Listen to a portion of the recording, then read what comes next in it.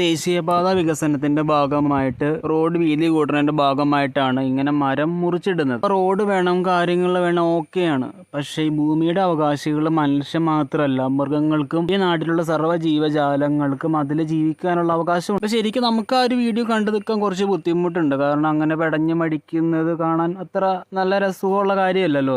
പരിപാടി ആ ഒരു ചെയ്ത സംഗതി ഒഴിവാക്കപ്പെടേണ്ട ഒരു കാര്യം തന്നെയായിരുന്നു. കാരണം ലോകത്തിന്റെ എല്ലാ ഭാഗത്തും ഇങ്ങനെ വികസനങ്ങൾ കാര്യങ്ങളൊക്കെ വരുമ്പോൾ മരങ്ങൾ മുറിക്കേണ്ട അവസ്ഥ വരാറുണ്ട്. പക്ഷേ അതൊക്കെ അവിടെ ജീവിക്കുന്ന ജീവികളെ സേവ് ചെയ്തുകൊണ്ടാണ്. കാരണം ഒരുപാട് യൂട്യൂബ് വീഡിയോസ് ആയാലും ന്യൂസിലായാലും ഇതേപോലുള്ള സംഗതികൾ നമ്മുടെ നടന്നു വരാറുണ്ട്. കേരളത്തിൽ ആണെങ്കിൽ എന്ന് വെച്ചാൽ ചിന്തിക്കുന്ന ഇങ്ങനെ ഒരു രീതിയിലാണ്. മൃഗങ്ങളല്ലേ, അവർക്ക് യൂണിയൻ ഇല്ല, ചോദിക്കാനും പറയാനും ആരുമില്ല, നാളെ സെക്രട്ടേറിയറ്റ് ധർണ നടത്താനും ആരുമില്ല. എന്നാൽ പിന്നെ തട്ടിക്കളഞ്ഞേക്കടന്ന് JCB കാരനോട് കരാറുകാരനോടും പറഞ്ഞു. അവരങ്ങനെ ചെയ്തു. പക്ഷെ പണി കിട്ടിയത് JCB കാരനും കരാറുകാരനുമാണ്. സർക്കാർ വനംവകുപ്പും കൈ കഴുകി. അങ്ങനെയാണല്ലോ. നേരത്തെ ഇവിടെ തിരുവനന്തപുരത്ത് ആ ഒരു ഹാർട്ട് ട്രാൻസ്പ്ലാന്റിന്റെ ഒരു ഭാഗമായിട്ട് റിസീവ് ചെയ്യാൻ ആളില്ലാത്തതുകൊണ്ട് ആ ആംബുലൻസുകാരൻ കൊണ്ടേ കൊടുത്തപ്പോൾ ആംബുലൻസുകാരൻ അത് അടിച്ചു മാറ്റാൻ കൊണ്ടുപോയിന്ന് വരെ തരത്തിൽ ന്യൂസ് ഇറക്കിയ ആളുകളുടെ ഗവൺമെന്റാണ് നമ്മുടേത്. അപ്പൊ പിന്നെ അവരുടെ കൂടുതലൊന്നും പ്രതീക്ഷിച്ചിട്ട് കാര്യമില്ല. കാരണം പുറത്തൊക്കെ കുഞ്ഞാകുന്ന ഒരു അവസരം നടക്കുന്നതുകൊണ്ട് തന്നെ പലപ്പോഴും വർക്കൊക്കെ മാറ്റി വെക്കേണ്ട അവസ്ഥ വരുന്നത് ന്യൂസിലൊക്കെ വരാം. കാരണം നമ്മുടെ നാട്ടിൽ ഇത് തന്നെയാണ്. ആ ഒരു മരത്തിലുണ്ടായിരുന്നു ഒരുപാട് ദേശാടന കിളികളാന്ന് പറയുന്നുണ്ട്. അപ്പൊ അവർ ആ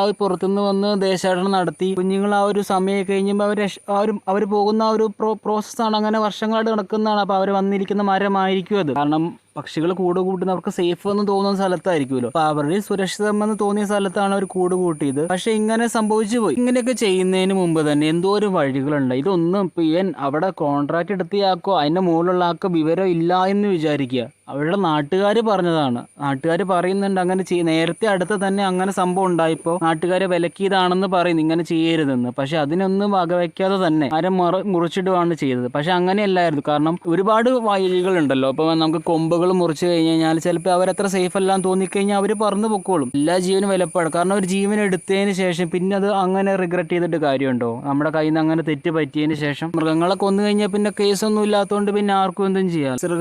ചിറക് തളരുമ്പോൾ പറന്നിരിക്കാൻ നമുക്കൊരു മരച്ചില്ലയില്ലെങ്കിൽ പിന്നെ പറന്ന് നടക്കാൻ എന്തിനാണ് ആകാശം എന്നൊരു ചൊല്ലുണ്ട്. കാരണം ഈ ഒരു വീഡിയോ ഭയങ്കര വൈറലായിട്ടുണ്ട്. ഗ്ലോബലി തന്നെ വീഡിയോ കയറിപ്പോയിട്ടുണ്ട്. വലിയ കാര്യവും നമ്മുടെ നാട്ടിലുണ്ടാവില്ല. കാരണം ഇതിന്റെ കുറ്റം ഒരു JCB കാരനിലും കരാറുകാരനിലും ഒതുങ്ങുള്ളൂ. കാരണം അവരുടെ ആവശ്യം കഴിഞ്ഞ് കഴിഞ്ഞപ്പോഴാണ് അവർ കേസ് കൊടുക്കുക. കാരണം ഇതേ രോഷം വന്നതിന് ശേഷമാണ് വനംവകുപ്പ് തന്നെ. വനംവകുപ്പ് ആണെങ്കിൽ കൂടി തന്നെ ബന്ധപ്പെട്ട ഉദ്യോഗസ്ഥർക്ക് അറിയാതിരിക്കുമല്ലോ. കാരണം അവിടെ ഇങ്ങനെ പക്ഷികളുണ്ട്, ദേശാടന കിളികൾ എന്ന് പറഞ്ഞാൽ ഒരുപാട് എണ്ണമൊന്നുമില്ല. കാരണം ഒരുപാട് പ്രശ്നങ്ങൾ പക്ഷികൾ നേരിടേണ്ടി വരുന്നുണ്ട്. ഒരുപാട് എണ്ണം കുറയുകയും ചെയ്യുന്നുണ്ട്. അപ്പൊ അതിന്റെ ഒക്കെ ഭാഗമായി ഇവര് തന്നെ വലിയ വർത്താനം പറയുന്നുണ്ട്. അത് കുറവാണ്, അതുകൊണ്ട് അതിനെ സംരക്ഷിക്കണമെന്ന് വലിയ വർത്താനം പറയുന്ന ആളുകളാണ് ഈ ഒരു അതോറിറ്റീസ് ഒക്കെ.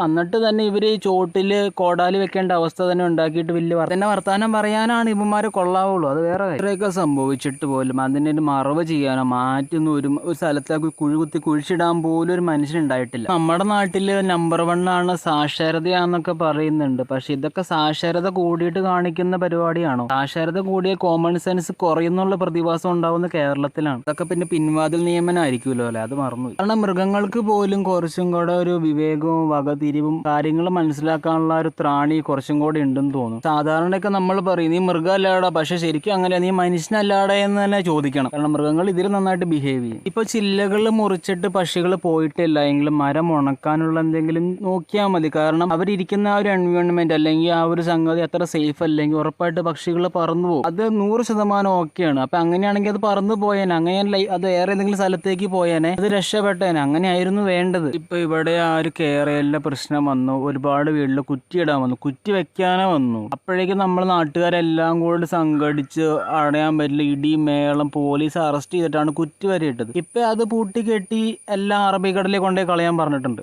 ഈ മൃഗങ്ങൾക്ക് പക്ഷികൾക്ക് പിന്നെ അങ്ങനെ ഒരു സാഹചര്യം ഇല്ലാത്തത് കൊണ്ട് തന്നെ അവര് പറന്നു പോവല്ലാതെ വേറെ വഴി അവർക്കില്ല. വേറെ ഒന്നും അവർക്ക് അറിയാനും പാടില്ല. അടുത്തൊക്കെ ഫ്ലാറ്റ് പൊളിക്കുന്ന ആരെങ്കിലും റോഡിന് വേണ്ടി വീട് കൊടുക്കുന്ന പരിപാടിയൊക്കെ വരുമ്പോഴും നമ്മൾ സമ്മതിക്കില്ല, നമ്മൾ എതിർത്ത് നിൽക്കും. കാരണം നമ്മൾ ജീവിക്കുന്ന വീട്, നമ്മൾ താമസിച്ചുകൊണ്ടിരുന്ന വീട് എന്ന് പറഞ്ഞാൽ നമുക്ക് കൃഷികൾക്ക് ആ ഒരു രീതിയിൽ മാത്രമേ പ്രതികരിക്കാൻ അറിയാവുള്ളൂ എന്നുള്ളത് കൊണ്ട് തന്നെ അതൊരു ദൗർലഭ്യമായിട്ട് കരുതുകയാണ് കുറേ ആളുകൾ. അത് മുതലെടുപ്പ്. കാരണം ഈ ഒരു സംഭവം വളരെ മാന്യമായ രീതിയിൽ അവർ ഡീല് ചെയ്തിരുന്നെങ്കിൽ ആ ഒരു മുട്ട കളക്ട് ചെയ്യാൻ പക്ഷികളെ താഴെ ഇറക്കാനോ ഒരു ഉദ്യോഗസ്ഥൻ അവിടെ നിൽക്കുവോ എന്ത് ചെയ്യാം. ഇവിടെ ഇപ്പൊ ഇങ്ങനെയൊക്കെയുള്ള സാഹചര്യം പെരുമാറാനുള്ള കഴിവേ നമ്മുടെ ഉദ്യോഗസ്ഥർക്കുള്ളൂ. എന്ത് ചെയ്യാൻ പറ്റും? ഇതിപ്പോ എന്താന്ന് വെച്ചാല് കാരണം പ്രകൃതിക്ഷോഭം കാര്യങ്ങളും നമ്മുടെ നാട്ടിൽ ഇപ്പൊ കൂടിക്കൊണ്ടിരിക്കുകയാണ്. കാരണം കാലാവസ്ഥ കാര്യങ്ങളൊക്കെ മാറുന്നുണ്ട്. അപ്പൊ അതിനുള്ള ഒരു പ്രധാന കാരണവും ഇങ്ങനെയുള്ള പ്ലാനിങ് ഇല്ലാത്ത പരിപാടികളൊക്കെ തന്നെയാണ്. കാരണം എന്തുവാണ് പ്ലാനിങ് വേണമല്ലോ. ഇതൊക്കെ എവിടെ ചെന്ന് നിൽക്കുമെന്തോ.